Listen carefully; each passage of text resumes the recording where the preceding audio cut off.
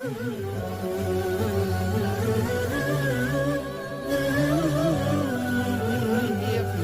is a very curious one. I'm interested in truth. Was there a creator or was there not a creator? Now, I know this is a popular view today because Hawking popularized it. There's no need for a creator. There's nothing for a creator to do.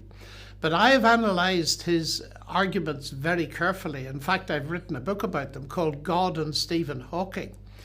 And his method of getting rid of a creator, to my mind, does not work at all.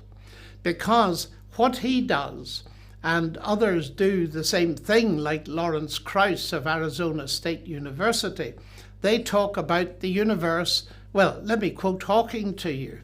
He says, because there is a law such as gravity, the universe can and will create itself from nothing. Now, when I first read that, and that's the key statement in the book by Hawking and Mlodinow, The Grand Design, that's the key statement, I was staggered because it's self-contradictory to start with. Because there is a law of gravity, because there is something, the universe can create itself from nothing. That's a flat contradiction. And then to say the universe can create itself, that's logical nonsense. If I say that X creates Y, roughly speaking, I'm saying if you've got X, you may in the end get Y. But if I say X creates X, then that simply proves to me, sorry for being provocative, it simply proves to me that nonsense remains nonsense even if high-powered scientists say it. So that's the second thing that's wrong with that statement. It is logical nonsense. But then the idea of nothing is fascinating. In fact, I give lectures on nothing these days because nothing turns out to be very interesting. Because how they get a universe from nothing is by redefining nothing. It's very hard to believe this, but Lawrence Krauss, in his book, A Universe from Nothing, tells us fairly early on, he says this, because something is physical, nothing much must be physical, especially if you define it as the absence of something. That is absolute foolish absurdity. Now, if you have to go to that extreme to get rid of God, you're not getting rid of God at all. You're not getting a universe from nothing, so you're failing spectacularly to solve the problem that Hawking and Krauss set up for themselves at the beginning of their books, and that is Leibniz's question, why is there something rather than nothing? And that's why I am not impressed by these attempts to say we don't need God. I think you do, because the very interesting thing is many of these people getting a universe from nothing, which doesn't work because their nothing is actually something, a quantum vacuum or something like that, will say the laws of nature do it. Well, where do they come from? They don't answer that question. So it seems to me that before we start, you need a God to structure the universe in such a way that it's got laws. And one of my main reasons for being a believer in God, apart from my Christianity, of course, is that science can be done. And science can be done as Newton, Galileo, Kepler, Clerk Maxwell, Babbage, and all those pioneers believed, because there's an intelligent God behind the universe. And C.S. Lewis put it brilliantly when he said, men became scientific because they expected law in nature, and they expected law of nature because they believed in Newton and company. They started. Their belief in God did not hinder their science. It was the motor that drove it. And I think we need to get back to seeing that that is the real source of modern scientific research.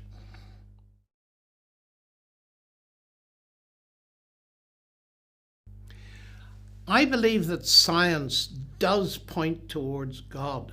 And one of the strongest evidences for that from astronomy and cosmology is the so-called fine-tuning of the universe.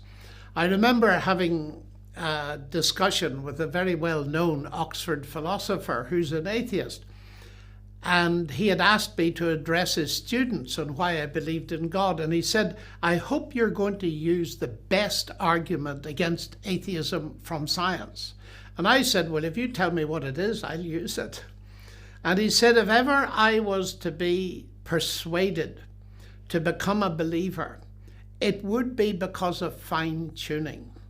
Now, the idea here is that over the past 50 to 100 years, it has been discovered that not only is this earth obviously a very special place in the sense that if we were further from our sun, life would not be possible because it would be too cold. If the earth were near to the sun, it would not be possible because we're too hot, and many other things. But the fundamental constants of nature have turned out to be so accurately tuned in order to have life in the universe that the scientists themselves, whether they're atheists, Christians, or people of different worldviews, all think there's something here to be explained. Stephen Hawking, Lord Rees, who's our astronomer royal, and so on. They all think there's something there. And that intrigues me, and I believe there is something there. Now, in order to get away from the idea of fine-tuning, it's so improbable that you have to have some mechanism for reducing, for increasing the probabilities. And one of the ways of doing that is the multiverse.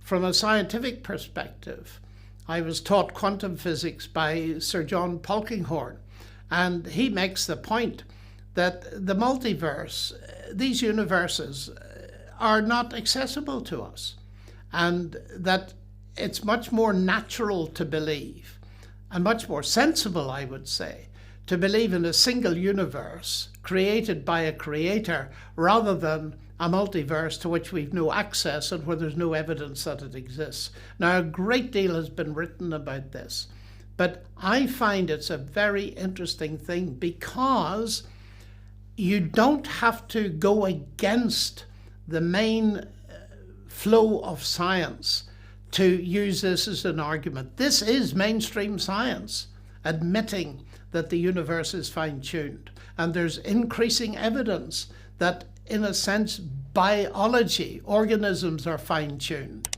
And that is another level entirely.